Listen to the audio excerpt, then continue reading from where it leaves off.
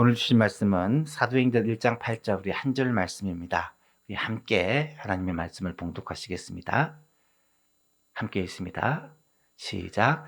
오직 성령이 너희에게 임하시면 너희가 권능을 받고 예루살렘과 온 유대와 사마리아와 땅 끝까지 이르러 내 증인이 되리라 하시니라. 아멘. 오늘이 2025년의 전반기 마지막 주일입니다. 26번째 주일입니다. 52주 가운데 딱 절반이 되는 주일입니다. 2025년의 절반을 지내면서 하나님께서 우리에게 베풀으신 은혜를 기억하고 감사하는 주일이 다음 주일 매주 감사 주일입니다. 한 해의 절반, 어쩌면 짧은 시간이고 어쩌면 긴 시간입니다. 이 기간 동안 하나님께서 우리와 함께 하시고 세계적으로도 많은 일이 있었고 우리나라에도 많은 일이 있었고 교회에도 가정에도 많은 일들이 있었겠지만 그 가운데 하나님께서 우리를 지키시고 보호하시고 함께 해주신 그 은혜를 기억하고 감사하는 한 주간이 되었으면 좋겠습니다. 6월 마지막 주, 사실은 이제 6월은 이틀밖에 남지 않았습니다. 그리고 이제 화요일부터 7월이 시작되는데 이 중요한 시기를 지내면서 우리가 특별히 집중하는 것이 복음을 전하는 교회라는 것입니다. 전반기를 마무리하는 이 중요한 시점에 우리가 어떻게 하나님을 기쁘시게 할까 고민하는 가운데 하나님을 기쁘시게 하는 최고의 방법이 하나님이 가장 원하시는 일, 영혼 구원, 복음 전하여 영혼을 구원하는 이 일에 우리가 마음을 모았으면 좋겠다. 우리의 관심을 좀 집중했으면 좋겠다라는 마음으로 6월 한 달 동안 이 복음을 전하는 교회, 전도하는 교회라는 주제로 말씀을 나누고 있습니다. 지난 몇 주간에 걸쳐서 우리는 예수님의 지상명령을 살펴보았습니다. 예수님의 지상명령이라 함은 예수님께서 우리에게 주신 많은 명령들 가운데 가장 큰 명령, 지극히 큰 명령, The Greatest Commission이라는 지상명령을 살펴보고 있습니다. 마태복음, 마가복음, 누가복음의 가장 마지막 장에 이 지상명령이 기록되어 있고 또 오늘 본문 사도행전에도 이 명령이 기록되어 있습니다. 마태복음 28장을 보시면 예수께서 나와 말씀하여 이르시되 하늘과 땅의 모든 권세를 내게 주셨으니 그러므로 너희는 가서 모든 민족을 제자로 삼아 아버지와 아들과 성령의 이름으로 세례를 베풀고 내가 너희에게 분부한 모든 것을 가르쳐 지키게 하라. 볼지어다 내가 세상 끝날까지 너희와 항상 함께 있으리라 하시니라. 이 부분이 지상명령의 부분입니다.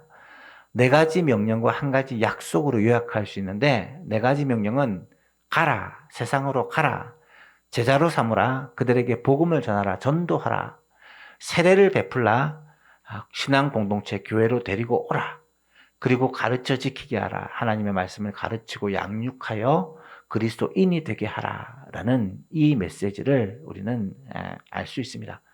교회가 해야 될 일이 이겁니다. 가서 전도하고 교회로 데리고 와서 교회에서 잘 양육하여 그리스도인으로 세우고 또 그들을 세상으로 파송하는 이 일을 교회가 해야 된다. 어쩌면 교회의 정의가 바로 이 일을 하는 공동체다라고 말할 수 있습니다. 한 가지 약속은 그러면 볼지어다 내가 세상 끝날까지 너희와 항상 함께 있으리라. 임마누엘의 약속을 주고 계시다라는 것이죠. 마가복음에서는 뭐라고 말씀합니까? 또 이르시되 너희는 온 천하에 다니며 만민에게 복음을 전파하라. 온 천하 모든 곳을 다니고 만민에게 모든 사람들에게 복음을 전파하라. 복음을 전파하라라는 명령을 하고 있습니다. 그리고 그 복음을 듣고 믿는 사람들에게는 이런 표적이 따를 것인데 어떤 일이 따르느냐? 그들이 구원의 복을 받게 될 것이고 그들이 귀신이 굴복하는 복을 받게 될 것이고 그들이 병고침의 복을 받게 될 것이다 라고 말씀하고 있습니다. 여러분, 예수를 믿으면 어떤 일이 벌어지느냐? 구원을 받게 됩니다. 뿐만 아니라 귀신에 사로잡혀 있는, 사탄에 사로잡혀 있는 자가 이 사탄의 권세로부터 자유하여 하나님의 아들이 되는, 하나님의 자녀가 되는, 하나님의 백성이 되는 복을 누립니다. 나아가서 질병과 고통 가운데 해방되어 하나님의 백성을 하나님이 책임지시고 함께 하신다는 것을 맛보고 누리게 됩니다. 이것이 예수 믿는 기쁨과 즐거움입니다. 이런 표적을 우리 예수만교회가 꼭 체험했으면 좋겠습니다. 질병의 권세 아래, 세상의 이 죄악의 권세 아래, 이 반목과 갈등의 권세 아래 살고 있는 사랑하는 가족들, 이웃들, 친구들, 주위 사람들에게 복음을 전하여 예수 그리스도를 믿을 때에, 믿고 세례를 받을 때에 어떤 일이 벌어지느냐. 그런 모든 악에서부터, 죄악에서부터, 질병의 권세로부터, 사탄의 권세로부터 자유하게 되는, 풀려나는 하나님의 자녀가 되고 하나님의 백성이 되고 하나님의 인도하심과 보호하심 가운데 살아가게 되는 이 놀라운 역사를 직접 체험하게 된다. 예수 그리스도를 전함으로 말미암아 이 놀라운 기적을 우리가 한번 맛보는 이번 가족 초청길이 될 수 있기를 간절히 바랍니다. 누가복음에서는 뭐라고 말씀합니까? 너희는 이 모든 일의 증인이라. 우리를 향하여, 예수님이 제자들을 향하여 증인이라고 그렇게 말씀하고 있습니다. 어떤 것의 증인입니까? 예수 그리스도의 죽으심과 부활의 증인. 특별히 예수님이 죽음의 권세를 이기시고 부활하셨다라는 이 부활의 증인이다. 예수님의 부활을 직접 목격하고 그 예수님의 부활을 증거했던 사람들이 누가복음 24장에 나타나는데 누구였습니까? 새벽에 예수님의 무덤을 찾았던 여자들, 엠마오 마을로 내려가던 두 제자, 그리고 마가의 다락방에 모여있던 제자들이 그들입니다. 그들은 부활하신 예수님을 만났고 그 예수님을 힘써 증거했다라는 사실을 우리는 알 수 있습니다. 부활의 목격자요, 증인이 된 것입니다. 그런데 그들뿐만 아니라 오늘 우리도 부활의 목격자요, 증인이라는 사실을 우리가 알아야 합니다. 예수님이 살았던 시대와는 2000년이 지난 오늘 우리가 어떻게 예수님의 부활의 목격자와 증인이 됩니까? 예수님의 죽으심과 부활의 소식을 우리는 하나님의 말씀을 통해 알게 되었습니다. 또 그 사실을 성령의 역사로 말미암아 믿게 되었습니다. 이것이 2000년 전에 일어난 어떤 사건이 아니라 이것이 오늘 나에게 효험을 미치는 놀라운 하나님의 역사라는 사실을 우리가 믿고 체험하게 된 것입니다. 따라서 우리도 이 증인의 자격을 얻었다라고 말할 수 있고, 우리도 예수 그리스도의 부활과 죽음과 부활의 소식, 그리하여 우리가 죄에서 해방되고 죽음으로부터 구원을 받는다는 이 소식을 전해야 할 증인, 목격자가 되었다라는 말입니다. 여러분 생각해 보십시오. 우리는 구원의 복을 이미 받은 자입니다. 구원의 복이 무엇입니까? 인간의 모든 고통과 문제의 원인이 되는 죄를 우리는 해결함을 받았습니다. 죄의 문제로부터 자유하게 된 것입니다. 뿐만 아니라 우리는 죽음으로부터 자유하게 된 것입니다. 인간의 모든 고통의 출발은 죽음이라고 말하는데 그 죽음의 문제를 우리는 이미 해결받게 된 것입니다. 영원한 생명, 영생을 약속받게 된 것입니다. 이 땅에서도 우리는 이미 죄사함의 복, 하나님의 자녀가 되는 복, 하나님이 인도하시고 보호하심의 복, 기도하면 응답받는 복, 하나님이 함께 하시는 임마누엘의 복, 놀라운 복을 누리며 삽니다. 뿐만 아니라 이 땅을 떠나는 날 천국과 영생의 복, 가장 확실한 소망을 가지고 살아가는 자들이 우리들입니다. 이 복을 받은 자들입니다. 그런데요, 성경은 이 복을 내가 받아 누리는 것으로 만족하지 말라고 말합니다. 이 기쁜 소식을, 복음을 전하라고 말하고 있습니다.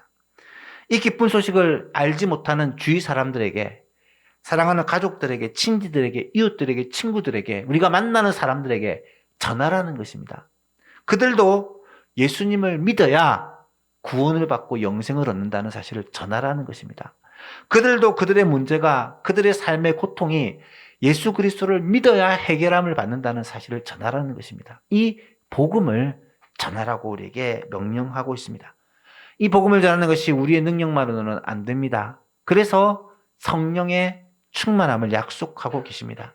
성령이 우리에게 임하시면 권능을 받고 능력 있는 복음의 증인이 될 것이라고 말씀해 주고 있습니다. 이것이 사복음서에서 말하는 예수님의 지상명령, 가장 큰 명령이라는 것입니다. 그리고 오늘 본문 사도행전 1장 8절에서는 정말로 예수님의 마지막 유언과 같은 명령이 나타납니다. 지금까지 살펴본 사복음서에 나타난 예수님의 지상명령은 사실 예수님이 부활하신 후 승천하시기까지 40년, 40일 정도로 이 땅에 계셨거든요. 그 기간 동안 제자들에게 나타나셔서 하신 명령입니다. 마태복음은 갈릴리 지방에 있을 때 한 산에서 제자들을 만나 말씀하신 내용이었고, 마가복음과 누가복음의 내용은 아마도 예루살렘에 있는 마가 요한의 다락방에 제자들이 모여 있을 때 그들에게 나타나셔서 하신 말씀이라고 할 수 있습니다. 그런데 오늘 본문에 나타난 이 사도행전 1장 8절에 나타난 이 명령은 예수님이 하늘로 올려지시기 직전, 예수님께서 감람산에서 500명의 형제들이 예수님을 지켜보는 가운데 구름을 타고 하늘로 승천을 하시는데 그 자리에서 예수님이 제자들에게 직접 하신 말씀입니다. 예수님이 이 땅에서 하신 마지막 당부, 마지막 명령이라고 할 수가 있죠. 오늘 본문 예수님의 마지막 당부 같이 한번 읽어볼까요? 시작. 오직 성령이 너희에게 임하시면 너희가 권능을 받고 예루살렘과 온 유대와 사마리아와 땅끝까지 이르러 내 증인이 되리라 하시니라. 아멘.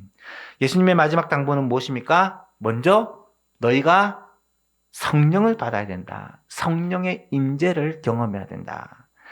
성령의 권능은 듀나미스라고 말씀드렸죠. 하나님의 능력을 받아야 된다. 그래야 뭐가 된다? 내 예수님의 증인이 된다. 예수님의 증인이 될 수 있다. 예수님의 증인이 되는데 어디서 증인이 됩니까? 예루살렘과 온 유대와 사마리아와 땅끝까지 이르러 내 증인이 되리라. 예수님의 증인이 된다라는 말입니다. 여러분, 이 본문을 잘 보시면 이 복음을 전해야 될 지역이 점증적으로 표현되어 있습니다. 처음에 예루살렘, 이들이 살고 있는 곳이죠. 그리고 온 유대라는 것은 예루살렘을 포함한 유대 나라 전체를 말하는 것이고요. 이 사마리아는 이스라엘과는 원수되는 나라였지만 같은 언어를 쓰는 같은 민족, 뿌리가 같은 야곱의 자손들입니다. 그래서 이 사마리아 지역이라고 하면 어쩌면 한 민족이지만 하나가 될 수 없는 그런 사람들이고요. 그리고 땅끝, 모든 민족을 가리키는 표현입니다. 내가 있는 곳부터 해서 점점 더 멀리, 점점 더 많은 사람에게, 결국은 모든 민족에게, 지구에 있는 모든 사람에게 복음을 전하라는 말씀입니다. 이 말씀을 좀 우리 교회에 맞게 적용을 해본다면 첫 번째로 예루살렘에서 복음이 증인이 된다라는 말은 지역 전도, 이 지역에 있는 사람들을 전도하는 것이다라고 말할 수 있습니다. 예수만교회가 염창동에 세워진 것은 이 지역에 있는 사람들을 주님께로 인도하라고 그렇게 이곳에 교회를 세웠다라고 말할 수 있습니다. 그래서 우리는 이 지역에 다니며 사람들에게 복음을 전하기 위해 힘써야 된다는 거예요. 이 지역에 우리 예수만교회 성도들이 많이 살고 있지 않습니다. 많이 살면 좋겠지만 그렇고 있지 않아요. 그렇다면 여러분 주위에 있는 사람들에게 복음을 전하는 것입니다. 가족들, 형제들, 친지들, 친구들, 이웃들, 가까운 사람에게 복음을 전하는 것이 여기서 말하는 예루살렘에서 복음의 증인되는 것입니다. 온 유대에서 복음의 증인된다는 것은 국내 전도를 말할 수 있습니다. 우리나라, 염창동을 좀 뛰어넘어서 강서구, 또 서울 땅, 또 우리나라에 살고 있는 사람들, 우리 교회에서도 인천에서 오시는 분들, 이천에서 오시는 분들, 여러 곳에서 오시는 분들이 계시지만 우리나라 전체가 사실은 전도의 대상자죠. 그죠? 한민족은 같은 언어를 쓰기 때문에 복음을 전하는데 유의합니다. 유용합니다. 그래서 그들에게 우리의 언어로 예수 그리스도를 전하라는 것입니다. 세 번째는 사마리아에서 복음을 전하는 것은 우리나라와 같은 경우는 북한 선교라고 그렇게 볼 수 있습니다. 왜냐하면 이 유대와 사마리아는 원수지가 아니랬죠. 원수지가 아닙니다. 모르는 다른 나라보다도 더 원수지가 아닙니다. 문제는 그들은 같은 민족이고 같은 언어를 쓰는 사람들이에요. 그런데 원수가 되어버린 나라죠. 우리 나라에서는 이런 나라가 있습니다. 북한입니다. 같은 민족이었고 같은 언어를 쓰는 그런 민족이지만 오늘날 왕래할 수 없는, 어떻게 보면 원수와 같은 나라가 되어버렸습니다. 하지만 그들도 반드시 복음을 전해야 될 복음의 대상이라는 사실을 우리는 잘 알고 있습니다. 북한이 하루빨리 무너지고 통일이 되면 가장 먼저 어쩌면 그들에게 가서 복음을 전해야 할 것입니다. 마지막으로 땅끝까지 이르러 복음이 증인되는 것은 해외 선교를 말하는 것이죠. 우리 예수만교회도 지금 참여하고 있고 지금 전 세계 우리 교단 파송 선교사님 500여 선교사님이 한국에 들어와 있는데 그들이 전 세계에 흩어져서 복음을 전하고 있고 여러 교단의 여러 선교사들이, 한국에서는 10,000명이 넘는 선교사님들이 지금 전 세계에서 복음을 전하고 있습니다.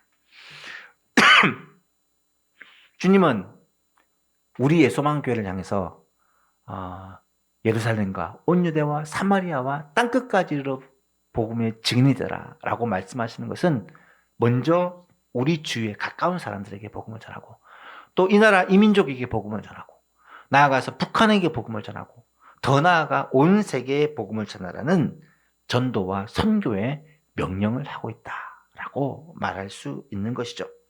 실제로 이 명령을 받은 제자들은 이 명령을 어떻게 순종합니까? 그들은 먼저 성령의 임재를 받기 위해 오순절 성령 강림 사건을 기다립니다. 열흘 동안 간절히 마가 요한의 다락방에서 기도하는 가운데 성령 강림 사건이 일어나고 그리고 성령의 권능을 받게 됩니다. 성령의 권능을 받으니까 그들의 입이 열리고 복음을 전하기 시작하는데 베드로가 복음을 전하니까 3,000명이 회개하고 주님께로 돌아오고 또 베드로가 복음을 전하니까 5,000명이 회개하고 주님께로 돌아옵니다. 사도행 6장에 보면 더 많은 사람들이 주님께로 돌아와서 수만 명의 그리스도인이 이 예루살렘에 있었다. 어쩌면 예루살렘이 믿는 자들로 가득하게 되었다라고 그렇게 성경이 기록을 하고 있습니다. 문제는 뭡니까? 예루살렘에 믿는 자들이 가득하여지면 이제는 예수님의 명령대로 온 유대와 사마리아와 땅끝까지 가서 복음을 전해야 되는데 그러지 않고 있더라는 거예요. 우리끼리 좋으니까, 예수 믿는 것이 너무 기쁘니까, 또 이 초대교회 공동체 생활이 너무 좋아서 머물러 있는 것입니다. 머물러 있으니까 박해가 계속되지만 박해에도 불구하고 신앙의 동지들이 있으니까 그들은 믿음으로 이것을 극복하며 생활을 하고 있습니다. 하지만 하나님의 뜻은 그것이 아닙니다. 이들을 전 세계에 흩어져서 복음을 전하게 하는 것이 주님의 뜻입니다. 그래서 사도행전 8장에 보니까 그날에 예루살렘에 있는 교회에 큰 박해가 있어 사도 외에는 다 예루살렘을 떠나 유대와 사마리아와 그리고 온 땅으로 외국으로 흩어지게 되었다. 그들이 흩어진 사람들이 두루 다니며 복음의 말씀을 전했다. 예루살렘을 떠나 온 유대로 사마리아로 또 땅끝까지 가서 복음을 전하는 이 복음 전파가 이루어지게 된 것입니다. 전 세계로 땅끝까지 어떻게 복음을 전하게 되는지 이 과정을 설명한 책이 바로 사도행전입니다. 오늘 우리가 읽은 말씀이죠. 사도행전 1장 8절에 예루살렘과 온 유대와 사마리아와 땅끝까지 이르러 복음이 전하게 되는 과정을 이 사도행전은 자세하게 설명을 하고 있습니다. 이방인에게 복음이 처음 전해지고 교회가 이방인에게 복음 전하는 것을 공적으로 인정하게 되고 또 예루살렘 교회는 바나바와 같은 신실한 목회자를 이방 지역으로 파송해서 그곳에서 교회를 개척하게 하고 또 바울을 하나님께서 부르셔서 이방인의 사도로 세워 곳곳에 다니면서 복음을 전하게 하셔서 결국 아시아에 온 땅과 유럽, 서바나까지, 그리고 나중에는 인도나 아시아 지역까지 이 복음이 전파되게 되는 그런 역사가 나타나고 있는 것이죠. 그렇다면 오늘 우리 예소망교회는 어떻게 해야 될까? 우리 예소망교회도 이 명령을 순종하기 위해 애를 써야 합니다. 먼저 성령의 충만을 받아야 하고, 성령 충만을 받은 우리는 우리 가까운 사람들에게 복음을 전하여 예수님을 믿게 해야 합니다. 이것이 전도죠. 특별히 이 지역, 예수망교회가 세워진 이 지역에 사는 사람들에게 힘써 전도를 해야 할 것입니다. 하지만 동시에 국내 여러 교회들과 또 세계 선교사님들을 우리가 파송하고 또 후원하고 위해서 기도하고 선교하는 일에도 함께 힘을 모아야 할 것입니다. 전도와 선교는 해도 되고 안 해도 되는 일이 아닙니다. 교회의 본질이 어쩌면 교회가 이곳에 세워진 이유와 목적이기 때문에 이 일은 우리 예수만교회가 반드시 해야 되는 부분입니다.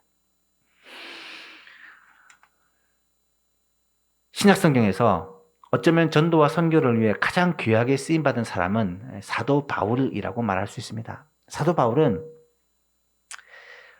늘 이 복음 전파에 대한 큰 책임과 부담을 안고 살았다는 것을 알 수 있습니다. 그가 한 번은 밀레도에서 이 에베소 교회 장로들을 불러가지고 그들과 마지막 작별 인사를 하는데 그들에게 설교를 하면서 마지막으로 이런 말을 해요. 보라, 이제 내가 성령에 매여서 예루살렘으로 가는데 예루살렘으로 가면 거기서 무슨 일을 당하는지 알지 못하노라. 아마도 고난을 당할 것이고 죽을 수도 있다. 오직 성령이 각성해서 내게 증언하여 말하기를 결박과 환난이 나를 기다린다고 하시나. 24절 같이 읽어볼까요? 내가 달려갈 길과 주 예수께 받은 사명 곧 하나님의 은혜의 복음을 증언하는 일을 마치려 하면은 나의 생명조차 조금도 귀한 것으로 여기지 아니하노라. 아멘.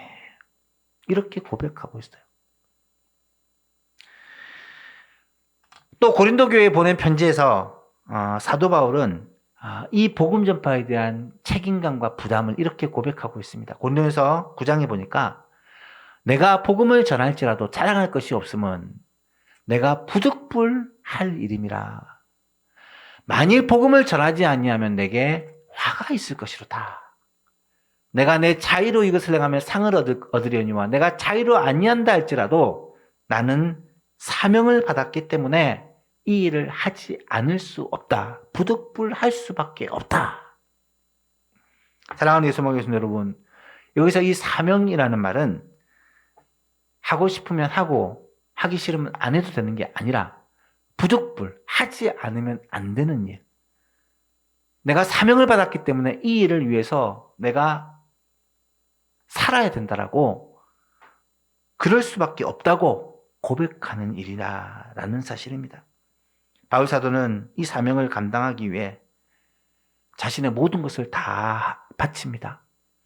복음을 전하기 위해 만약에 복음을 전하지 않으면 내게 화가 있을 것이라고, 나는 저주를 받을 것이라고 그렇게 스스로 고백할 정도로 이 일에 자신의 인생을 다 던집니다. 심지어 이 사명을 마치려 하는 일을 위해 나의 생명조차 조금도 귀한 것으로 여기지 않는다. 나는 목숨 걸었다. 이 일을 위해 나의 목숨 걸었다라고 그렇게 단언하고 있는 것입니다. 사랑하는 성도 여러분, 오늘 우리는 이런 바울 사도의 고백을 들으면서 복음을 전하는 일이, 전도하고 선교하는 일이, 예수님이 우리에게 맡겨주신 이 일이 얼마나 중요하고 얼마나 가치 있는 일인지, 이것이 정말 나의 생명하고 바꿀 수 있을 정도의 가치가 있는 사명이라는 사실을 꼭 깨닫게 되었으면 좋겠습니다. 그렇다면 오늘 우리는 예수님의 이 명령을 순종하기에 구체적으로 뭘 어떻게 해야 될까? 오늘 본문을 다시 보시면 오직 성령이 너에게 임하시면 너희가 권능을 받고 예루살렘과 온 유대와 사마리아와 땅끝까지 이르러 내 증인이 되리라. 말씀하셨습니다. 먼저 해야 될 것이 무엇입니까? 성령님이 우리에게 임하셔야 됩니다. 성령의 충만을 받아야 됩니다. 성령의 권능을 받아야 됩니다. 우리는 성령의 충만을 받기 위해, 성령의 권능을 받기 위해 이렇게 모여서 예배도 드리고 하나님 앞에 기도하고 찬송하고 주님의 은혜를 구합니다. 모이기에 힘써야 되는 이유는 우리의 힘으로 하는 것이 전도가 아니라 이 사명은 주님의 힘으로 성령의 능력으로 감당할 수 있기 때문입니다. 그래서 우리는 모이는데 더욱 힘써야 되고 하나님의 은혜를 사모해야 합니다. 성령 충만을 받아서 이제 구체적으로 뭘 해야 됩니까? 먼저 가까운 사람들에게, 주위 사람들에게 복음을 전하는 전도자가 되어야 합니다. 가까운 사람들로부터 전도를 시작해야 되는 이유는 그들이 나에게 너무 소중한 사람들이기 때문입니다. 나의 가족, 나의 형제, 나의 친지, 나의 친구. 여러분, 그들이 예수님을 믿지 않으면 어떻게 돼요? 멸망을 당하게 됩니다. 그들이 예수님을 믿지 않으면 결국은 지옥에 가게 돼요. 그렇기 때문에 그들을 건져야 될 책임이 우리에게 있고 그들을 살려야 될 책임이 우리에게 있기 때문에 우리는 가까운 사람들로부터 전도를 시작할 수밖에 없는 것입니다. 그리고 더 나아가서 더 넓은 지역에 많은 사람들에게 민족과 열방의 복음 전하는 일을 합니다. 물론 우리가 그렇게 다 할 수는 없습니다. 지역마다 다니며 바울처럼 전도할 수도 없고 외국을 다니며 선교에 헌신할 수 없습니다. 할 수 있는 기회가 있다면 해야 되겠지만 그럴 수 있는 기회가 우리에게 많이 없기 때문에 우리를 대신해서 복음을 전하는, 우리를 대신해서 선교하는 사람들을 우리는 돕고 위해서 기도하는 것입니다. 우리 교회 주보를 보시면 우리 교회에서 후원하는 선교사님들이 3분이 계십니다. 그리고 우리 교회에서 돕는 7개의 미자리 교회가 있습니다. 그리고 우리 교회에서 후원하는 선교 기관이 하나가 있습니다. 이들은 우리가 국내에, 우리가 해외에 나가서 선교하는 것을 할 수 없기에 우리를 대신해서 나가서 선교하는 사람들입니다. 그래서 그들을 위해서 기도하는 것, 우리가 꼭 해야 될 일입니다. 사랑하는 성도 여러분, 3분의 선교사님, 7개의 미자리 교회, 고신대 태권도 성부학과 기억하시고 기도하는 우리 예수만 교회가 되었으면 좋겠습니다. 이것이 우리가 선교에 동참하는 방법입니다. 기도하려면 뭐가 필요합니까? 정보가 필요합니다. 알아야 기도가 되죠. 그래서 이들에 대한 정보를 교회 홈페이지에다가 계속해서 올리고 있습니다. 전도사님이 열심히 올리는 작업을 하고 있습니다. 여러분 홈페이지에 들어가셔서 일면에 선교 소식을 들어가 보면 선교사님들이 어떻게 선교를 하고 계시고 또 어떻게 태권도 선교학과가 선교를 하고 있는지 미자리 교회 소식은 잘 보내주질 않아가지고 잘 모르지만 어쨌든 선교사님들의 소식은 계속해서 업데이트가 되고 있습니다. 위에서 꼭 기도해 주시기를 바랍니다. 또한 그들을 선교를 돕기 위해 우리는 헌금을 합니다. 교회에서 하는 선교 헌금은 선교사님들을 돕는 가장 큰 힘이 됩니다. 우리 교회에서 후원하는 3분의 선교사님들, 7개 미자리 교회, 또 태권도 선교학과, 우리의 기도와 헌금으로 그들이 선교 사명을 감당하고 있습니다. 아직까지 선교 헌금에 동참하지 못한 분이 계시다면 꼭 선교 헌금에 동참해 주시기를 바라고요. 가능하면 여러분의 자녀들도 함께 이 선교 헌금에 동참할 수 있도록 힘써 주시기를 바랍니다. 헌금을 하면 좋은 게 관심이 가고 기도가 되거든요. 헌금을 한다. 액수가 많고 적음을 떠나 그만큼 관심이 가고 기도가 되어지기 때문에 선교 헌금에 반드시 동참해야 한다는 거죠. 그리고 가까운 사람들에게는 직접 복음을 전해야 됩니다. 전도나 선교는 기도하고 헌금하는 것만으로는 안 돼요. 직접 몸으로 순종해야 돼요. 그러기 위해서 교회에서는 1년에 3번 내지 4번 전도주일을 갖습니다. 부활주일날 초청을 하기 위해 애를 쓰고 있고 또 다음 주일 맥주감사주일날 또 가족초청주일이라고 해서 우리 주위의 사람들을 주님께로 인도하는 추수감사주일에는 여러 사람들을 주님께로 인도하는 새생명 초청주일로 성탄절 같은 절기 때도 또 우리의 주위의 사람들을 초청해서 함께 하나님께 영광 돌리는 이런 일을 교회에서 진행하고 있습니다. 교회 절기는요, 명절인데 이 잔치는 우리끼리 하는 잔치가 아니라 이웃과 함께 하는 잔치예요. 그래서 초청하여 그들에게 가장 좋은 음식도 대접하고 선물도 주겠지만 가장 좋은 복음을 전하는 잔치를 벌이고 있는 것이죠. 다음 주일 가족 초청주일 날 가족, 형제, 친지, 이웃들, 우리 주위의 사람들 가운데 아직까지 예수님 알지 못하고 교회 다니지 않는 사람이 있다면 그들에게 꼭 초청을 해서 함께 나와서 우리 예수만 교회에서 준비한 이 복음의 잔치, 예수님을 꼭 너에게 소개해주고 싶어. 이 예수님을 믿으면 영생을 얻고 구원을 받고 죄와 사망으로부터 자유함을 얻는다게 되는데 우리의 모든 문제의 열쇠가 예수님이라는데 이 예수님을 꼭 한번 만났으면 좋겠어. 우리 사랑하는 사람들을 초청하여 그들이 복음 듣고 예수를 믿게 되는 귀한 자리가 될 수 있기를 주님의 이름으로 축복합니다. 말씀을 맺습니다. 하나님께서는 지금도 사람을 구원하는 일에 관심이 어떻게 보면 집중되어 있습니다. 요즘 말로 몰빵되어 있다죠. 하나님의 최대 관심은 영혼 구원입니다. 예수님도 그랬고 사도 바울도 그랬습니다. 예수님의 제자들도 그랬습니다. 오늘 우리도 그래야 합니다. 예소망교회는 해야 할 일도 많고 또 기도해야 할 일도 많지만 우리의 관심과 초점이 무엇보다도 영혼 구원에 집중되기를 바랍니다.